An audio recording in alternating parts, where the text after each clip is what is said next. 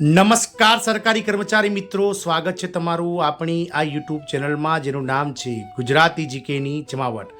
તો આ રાજ્ય સરકારના કર્મચારીઓ દ્વારા હાઈકોર્ટમાં પ્રમોશન બાબતને લઈ અને એક રીટ કરવામાં આવી હતી. આ કર્મચારીઓની જે અરજીઓ છે તે હાઈકોર્ટ દ્વારા ફગાવી દેવામાં આવી છે. આમ સરકારી કર્મચારીઓને હાઈકોર્ટ દ્વારા જે છે તે મહત્વનો ઝટકો આપવામાં આવ્યો છે. જાણીએ આજના વિડીયોમાં વિગતવાર કે શું હતું સમગ્ર બાબત અને કઈ રાજ્ય સરકારના કર્મચારીઓ દ્વારા આ રીટ કરવામાં આવી હતી તેને લઈ અને વિડીયોમાં વિગતવાર ચર્ચા કરીએ. તો વિડીયોના અંત સુધી આપ બન્યા રહો અને જો ચેનલમાં તમે પહેલી વાર વિડીયો જોતા હોય તો અમારી ચેનલને તમે લાઇક શેર અને સબસ્ક્રાઇબ કરવાનું ભૂલશો નહીં. સાથે જ બાજુમાં રહેલું બેલ આઇકોન દબાવીને ઓલ નોટિફિકેશન ઓન કરી લો, જેથી કરીને ચેનલ પર મૂકવામાં આવતા આવા સરકારી કર્મચારી ભરતી વગેરેના સમાચારો તમને સરળતાથી ચેનલના માધ્યમથી ઉપલબ્ધ થઈ જાય. તો રાજ્ય સરકારના કર્મચારીઓનો ખૂબ જ મોટો ઝટકો પડ્યો છે, કારણ કે કર્મચારીઓની અરજીઓ હાઈકોર્ટે ફગાવી દીધી છે. હાઈકોર્ટે કર્મચારીઓને કહ્યું છે કે પ્રમોશન એટલે કે બઢતી એ કર્મચારીઓનો મૂળભૂત અધિકાર નથી.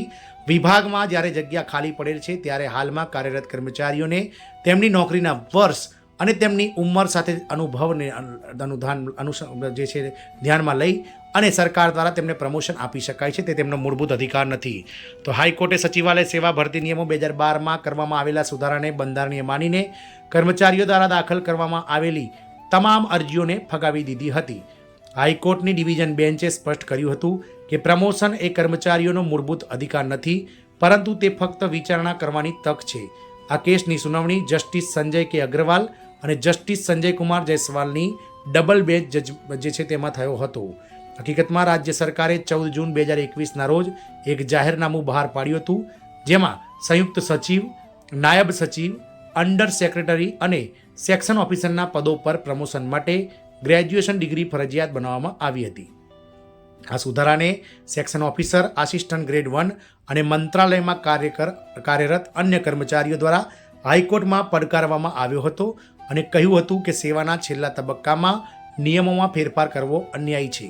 તેઓ વર્ષોથી ફીડર પોસ્ટ પર કાર્યરત છે, ઘણા નિવૃત્ત પણ થઈ ગયા છે. તેમણે દલીલ કરી હતી કે આ સુધારો બંધારણની કલમ 14 અને 16નું ઉલ્લંઘન કરે છે અને સરકારે વધારાની લાયકાત ફરજિયાત બનાવવા માટે કોઈ નક્કર કારણ આપ્યું નથી.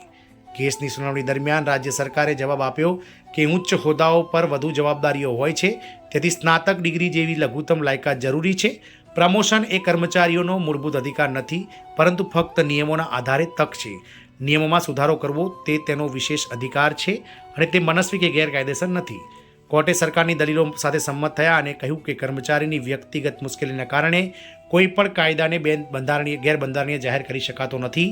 પ્રમોશનનો કોઈ મૂળભૂત અધિકાર નથી.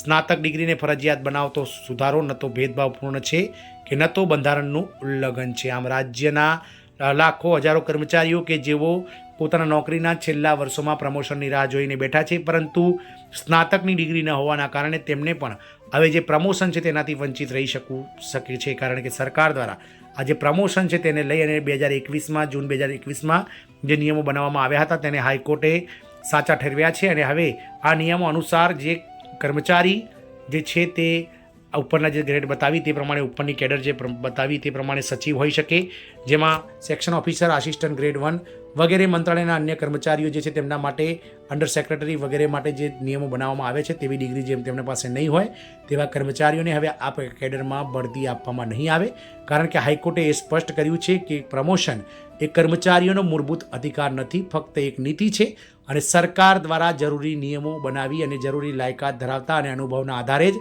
કર્મચારીઓને પ્રમોશન આપી શકાય છે.